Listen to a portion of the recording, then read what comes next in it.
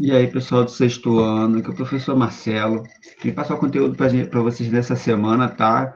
Naquele mesmo esquema, a gente vai continuar nosso assunto ali que a gente estava falando sobre tipologia e para onde isso a gente leva, para onde isso está levando a gente, né? Hoje a gente vai falar de uma linguagem artística, de uma expressão artística que também usa a tipologia como a base para o seu trabalho, vamos botar assim, tá? Que é o grafite. É uma coisa bem legal, bem divertida, eu acredito que todo mundo aqui conhece, todo mundo, pelo menos, tenha tido contato com ele de alguma forma, né? A gente passa aí na rua, tem um grafite num muro, num prédio grande, então, assim, o grafite, ele está aí,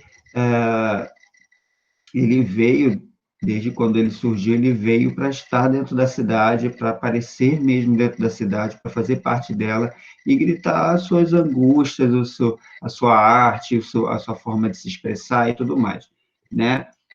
Bom, como sempre eu faço, né, a gente vai seguir aquela linha de fazer a apresentação aqui, eu espero que vocês estejam ouvindo direitinho. Bom, gente, para começo de conversa, a gente acha que o grafite ele é uma coisa mais contemporânea, né? Uma coisa mais da nossa época, assim, que surgiu ali próximo da gente e tal, mas não, tá? O grafite, na verdade, ele vem lá da Roma, tá? Lá do século III, século IV, alguma coisa assim. E o que acontece? A Roma um estado, tinha um estado, né, uma forma política muito forte. Então, quando alguém não estava satisfeito com as coisas que estavam acontecendo e tudo mais, eles iam lá e escreviam nas paredes, né, com carvão.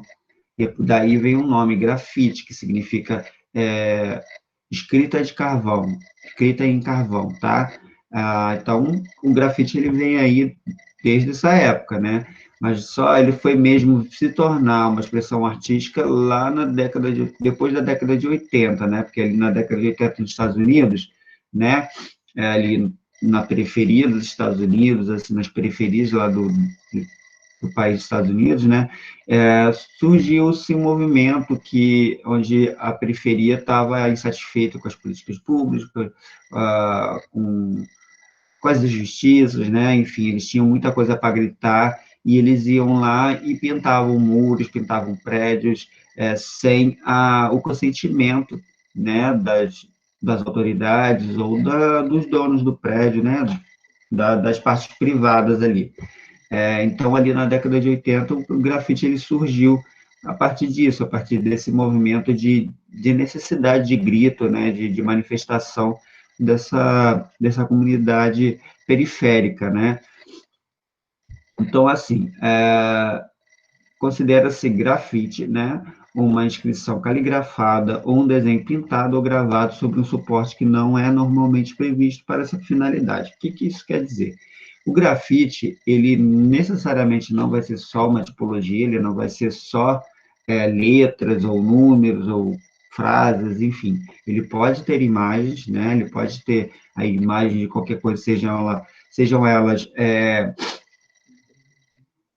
realistas ou cômicas, enfim, né? Tem aí diversas formas e estilos para se usar, e, ele geralmente ele vai usar esses suportes que, na verdade, estão ali já, né? Tipo a parede, o muro, sacadas de prédios, né? Camisas, bonés, enfim. Aí tem gente fazendo grafite, inclusive em tênis, né? E por aí vai. Jaquetas. Então, o grafite ele tem aí uma, um amplo número de suporte para ele trabalhar, né? Bom, o interessante do grafite é que lá no começo, na década de 80, lá nos Estados Unidos, ele era visto como uma contravenção, né? Ele era visto como coisas de baderneiro, gente drogada, gente que não tinha o que fazer, que queria mesmo causar o caos e tudo mais, né? Então, sempre foi proibido, né? Se pintar, até hoje é proibido você pintar sem o consentimento de alguém, né? mas o grafite ele surgiu muito nessa vibe, nesse jeito, né, de quebra de paradigma mesmo, né? Então, eles eram vistos como bandidos, como contravencionistas, né? Enfim. Mas aí, né, com o passar do tempo, o grafite ele foi conseguindo seu status quo dentro do âmbito das artes visuais, tá? E hoje ele tem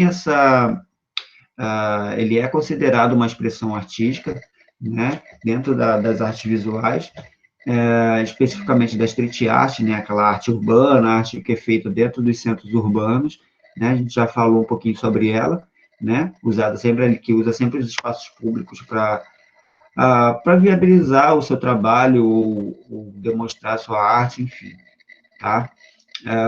O grafite também ele trouxe grandes nomes aí para a gente, tá? Tanto brasileiro, tanto nacional aqui para o Brasil, que o Brasil ele exporta, né, o grafite para fora aí, a gente tem um renome muito grande como grafiteiros, mas a gente tem nomes internacionais aí também que fazem muito sucesso, tá? Que é o caso do Jean-Michel Basquiat, os gêmeos aí que está falando aqui no texto, que são brasileiros, né? Uma dupla de irmãos aí que trabalham juntos no grafite, a gente vai ver eles aqui daqui a pouco. E, a gente tem o Banks, tá? Que eu também pretendo ver se eu consigo falar dele aqui. Bom, o estilo grafite ele aí é reconhecido pelo emprego de letras decorativas, que a gente já falou, que são aquelas letras cheias de frufru, né, cheias de coisas nela, não é uma letra padrãozinha e tal. E se for, essas letras acabam se fundindo com imagens, né, com paisagens, com rostos, enfim. É muito comum também a representação de nomes e símbolos incorporados ao desenho, tá? Geralmente você vai ver aí nomes, né, no grafite, incorporados a algumas imagens, enfim. E a grande referência é o hip hop, tá? O hip hop estadunidense lá da década de 80, que inspirou o hip hop, tá? Eles traziam aquelas letras fortes, aquelas letras de protesto, aquelas letras que gritavam os problemas que eram passados para os negros, principalmente lá nos Estados Unidos, e aí eles acabaram transferindo isso para as paredes, dando uma ampliação ainda maior para o hip hop, por assim dizer. Tá? Eu tenho um vídeo aqui que eu vou passar, que é bem interessantezinho, que vai falar um pouquinho da história do grafite, né, como é que ele surgiu, e quem vai falar sobre isso é os próprios gêmeos, né, essa dupla de irmãos grafiteiros. É interessante a gente ver eles falando, tá?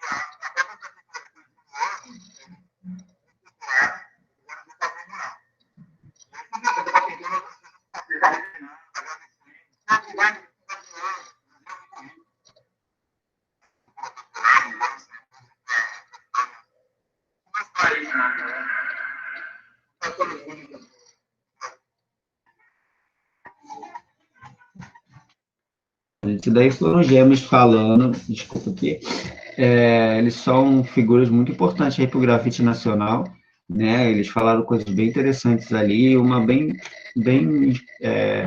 legal da gente comentar é que existe uma diferença aí entre o grafite e a chamada pichação, tá? A gente encontra aí as duas nos grandes centros urbanos aí, na cidade, qualquer cidade, aí Bangu, Realengo, a gente vê muito pichação também nos prédios, né? Então, o grafite, ele tem um amparo histórico e social para que ele possa ser reproduzido, né? O poder público, ele permite que o grafite seja feito, né? Ele permite que ele seja produzido, desde que se tenha autorização do dono do lugar onde você vai grafitar, né? E que tenha uma legalização aí da prefeitura, né? Do lugar onde foi feito, né? Já a pichação não tem essa regulamentação. O que acontece? Quando você vai, você não tem permissão nenhuma para poder pintar um muro, você vai estar pichando, você não vai estar grafitando, né? Então, você precisa dessa autorização para que isso aconteça, tá? E quando essa autorização não existe, a gente chama de pichação, tá? É comum a gente ver aí naquele centro aqueles símbolos estranhos, né? De pretos, lugares bem altos, né? Viadutos e tudo mais. Então, isso dali são coisas diferenciadas do grafite, tá? Só para ficar bem clara a diferença entre um e outro.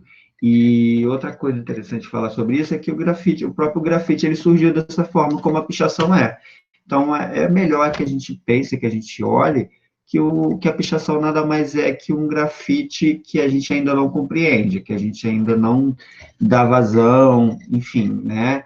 A gente precisa ver, existe uma linguagem ali, existe uma estética, então a gente precisa olhar não de forma preconceituosa, mas, né, claro, tem uma pessoa que está indo lá cometendo um crime, mas o grafite começou da mesma forma. Então, quem sabe daqui para frente, essa linguagem usada nos grandes centros aí para pichação, talvez ela se torne uma outra forma de arte aí, tá? Crescendo, vamos ver, a gente não sabe, né? Mas não é legal você pintar lugares que você não tem permissão, né? Então, isso é crime e você pode ser responsabilizado por isso, tá? Eu queria passar mais alguns vídeos aqui sobre alguns artistas nacionais e um internacional ali. Acho que esse daqui é o vídeo do Cobra, ele é um brasileiro que tem uma estética muito bacana também. Vocês vão ver o trabalho dele, eu acredito que vocês já tenham até visto algum trabalho ou outro dele.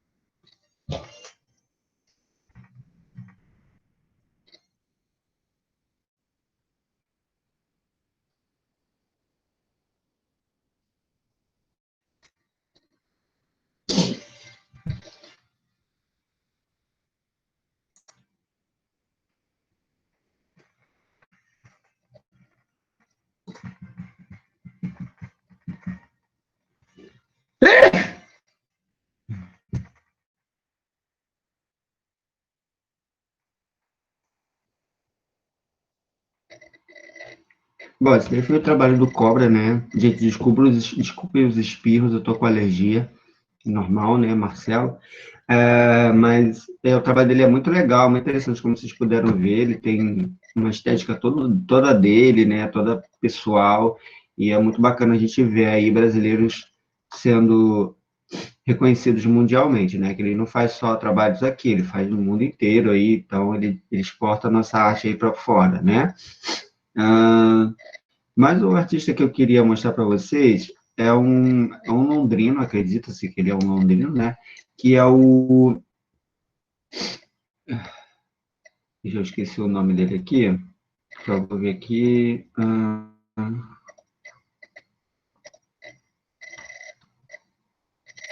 Eu vou ver o filme, né? Eu vou ver o vídeo que é mais interessante.